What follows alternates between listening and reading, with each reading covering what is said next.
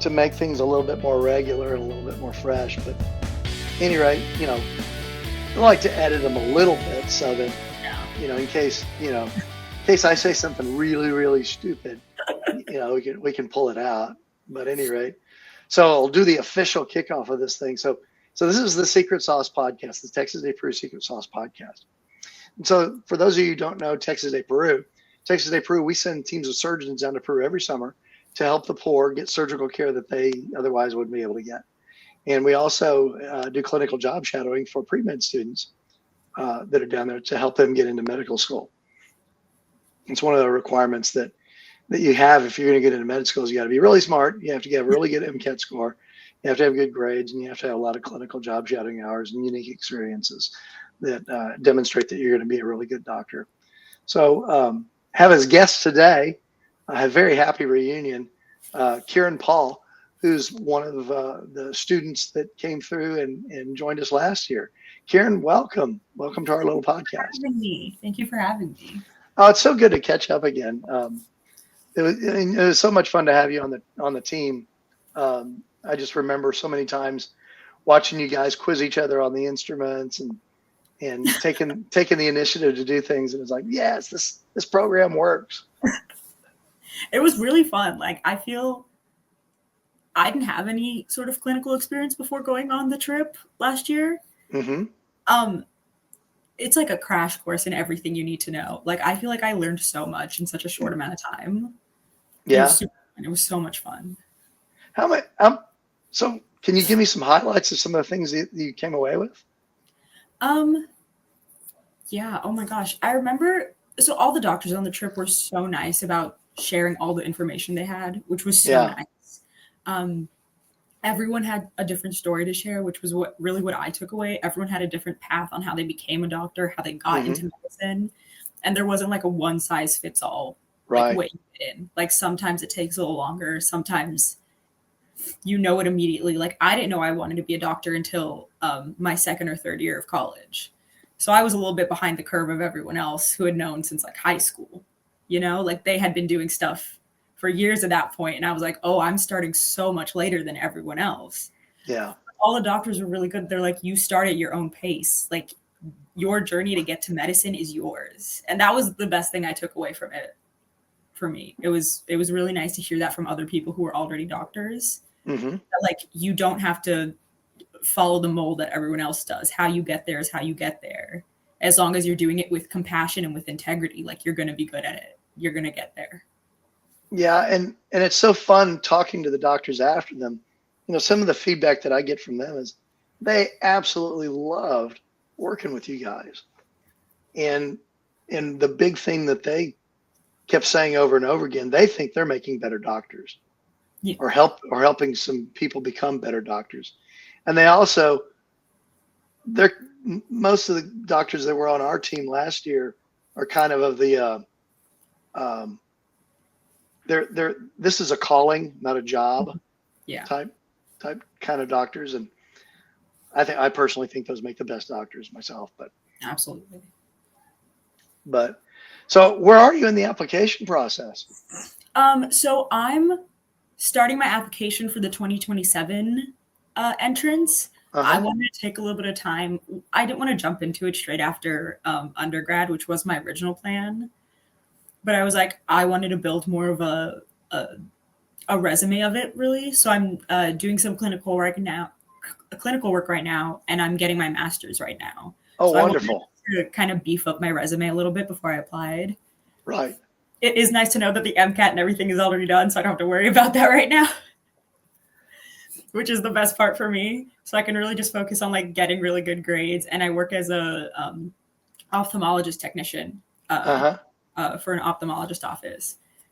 So I'm kind of just building that like clinical and academic background right now, doing some research, getting some internships.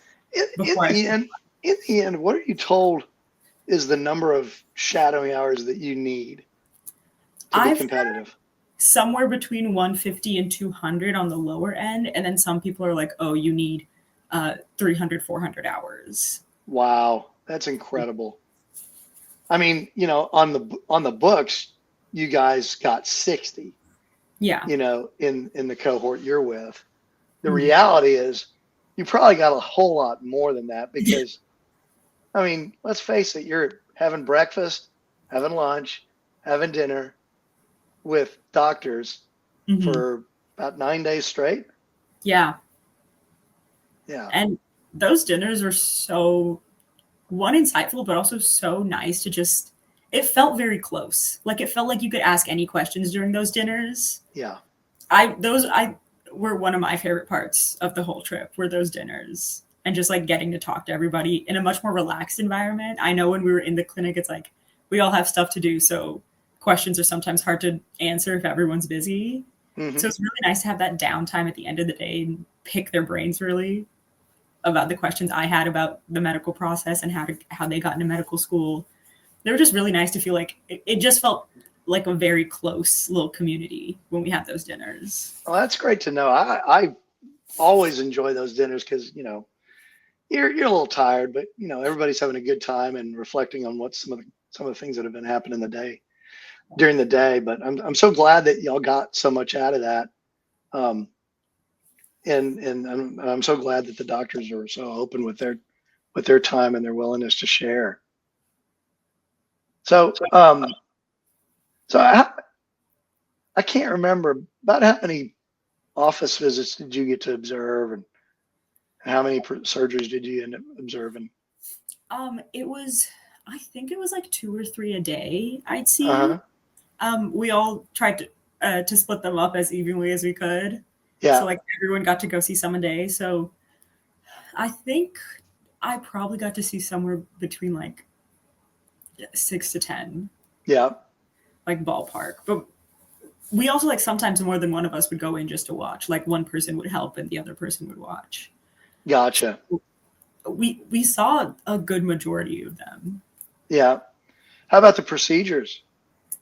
Same with the procedures, yeah. And getting to be hands-on in those was by far the coolest experience. Those were awesome. And then it felt very like, I don't want to say empowering, but like reassuring that like you're on the right track when you're in the room with the doctor during the procedure and they're like, you're doing a great job, like keep going. It's like very reassuring to hear. And it was by far the coolest thing I've ever seen. I don't think I've seen procedures like that since. Yeah, it's just to be very clear, at times when you guys get to get closer to the patient and the table, it's the doctors doing the care. Yeah. Just want to be clear about that. Just being there was so cool.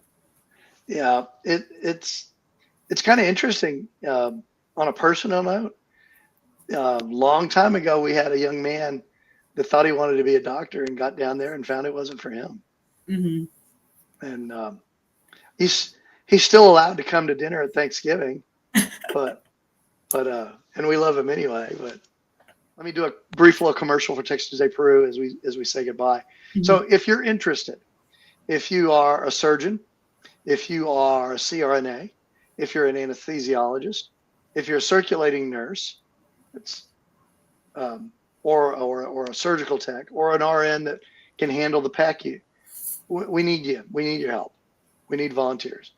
We also need people that can basically come and hug patients when they need hugs, can help carry things. If you can lift a 50-pound bag, we need you too. So non-clinical volunteers are very welcome. But if you're a pre-med student, we need you because you really add a lot to what we do. You really, really do. And I hope that that you get a similar story to what Kiran has had, and that we give back to a lot to you from the experience as well. So if any of y'all are interested in Texas Day Peru and what we do, is it that way? There's a QR code up there someplace. Our website is www.texasdayperu.org. Like I said,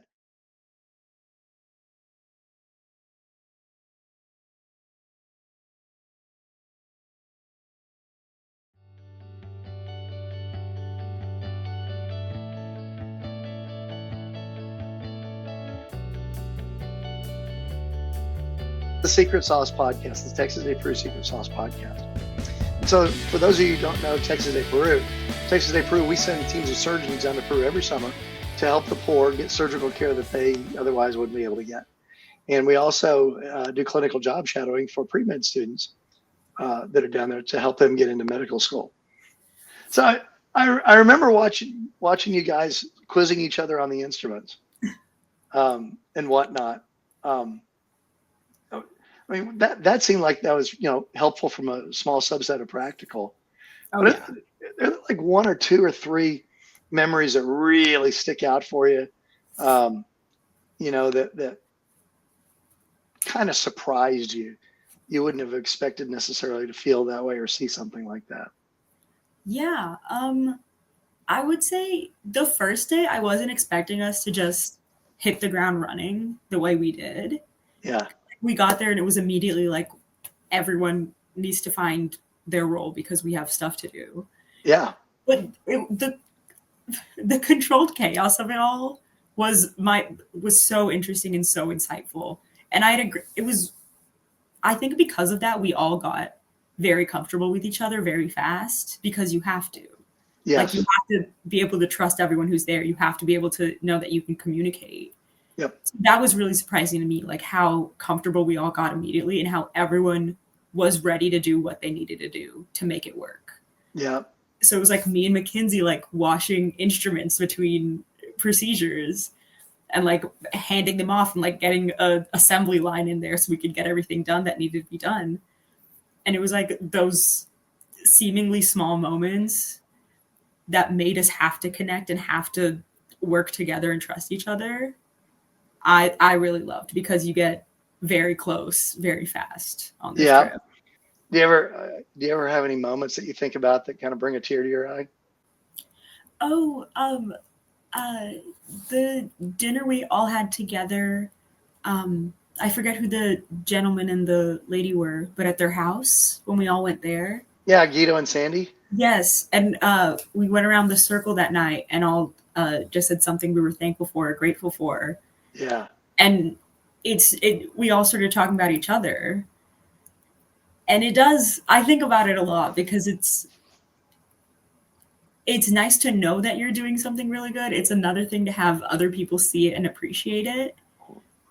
And it was just really nice to know that like, oh, like the bonds I've created are reciprocated and like we do all care about each other and making this successful. And so it was just a really nice time to just like sit and be like, we've all done our best work and we've all worked really hard to make sure this is going as well as it can. Oh, that's good. That's good to hear. I kind of feel the same way as well. To be honest, doing this so much year after year, I find myself missing the friends I have not yet made. Yes. Because I know I will. No, yeah, 100%. Like, it's always going to feel that close and tight knit. You can't wait for it to happen again. Yeah. I'm wondering, I'm just curious, at the end of it, when we all load up the buses to go to Machu Picchu after the clinic is over, in the middle of the night and you're kind of driving along by yourself, get a first chance to quietly think to yourself and reflect. Did you have any thoughts or reflections at that point? My first thought was, I wish it was longer. Yeah. I was like, I wish we could, I could have stayed there the entire summer and been happy. Like, I wish we could have stayed in the clinic and kept doing work. Cause it was rewarding and it was fun. And it was just nice to see everyone every day and be around everyone. So I remember when we were leaving, I was like, I wish this was longer. I wish we had more time to be here. And then I was just thinking about like everything I had learned in those days. I was like, I've learned so much about the people and about how I should approach applying to med school and hoping to become a doctor. Like, there is a sort of like grace and respect you need to give to everyone, but also to the process and getting into it so you can return that grace and care to people. Yeah. So it was just a lot of sitting with myself and being like, everything happens for a reason. And you need to be able to handle all of that with care. Like, you need to go about this with a lot of care as you continue to try to become a doctor. Yeah. Beautiful, beautiful thoughts. Kiran, I can't tell you what a joy it was to have you on the team. And it sure has been a joy to talk to you today. If there are additional things you want to say, let me know. But I think this is a tremendous message to folks who are considering doing the program. Mm-hmm. I think if there's any pre-med people out there who are listening or think this is something they could do, you simply, you don't know what you're capable of until you do it. I was really scared before we came that I wasn't going to have as much experience as everyone else, and I was going to be a hindrance. And you never once feel like that. Once you're in it, and you know something happens to you once you get to the clinic. Like, you know, you have work to do, you know, you have something to do, and you meet a group of the most hardworking people and you become like them. And it was amazing. It stayed with me since. Well, I appreciate you saying that. And I haven't thought about that, but I've always thought that what we do ends up being a really rich experience in terms of what you get to see, what you get to observe, the time you get to spend in mentorship with other folks. It's all through the lenses of a different culture and a different environment as well. But what you said was awfully interesting. The reciprocal nature of it, of the affirming that you are good, that you are capable. I hadn't thought about that, but that means a lot. I hope, I'm sure the other people on the trip would agree with me, but it is, yes, you're learning a lot clinically and practically, but like my own capabilities, I became so much more sure that like this was the path for me. Yeah. 100%. Let me do a brief little commercial for Texas Day Peru as we say goodbye. Mm-hmm. So if you're interested, if you are a surgeon, if you are a CRNA, if you're an anesthesiologist, if you're a circulating nurse,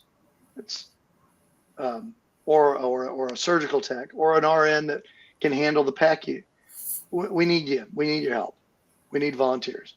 We also need people that can basically come and hug patients when they need hugs, can help carry things. If you can lift a 50-pound bag, we need you too. So non-clinical volunteers are very welcome. But if you're a pre-med student, we need you because you really add a lot to what we do. That way, there's a QR code up there someplace. Our website is www.texasdayperu.org. Like I said, right now I have a team or two teams, one on July 10th through July 20th, and another one on July 17th through July 27th. Anyway, Kiran, thank you so much for doing this. I really, really appreciate it.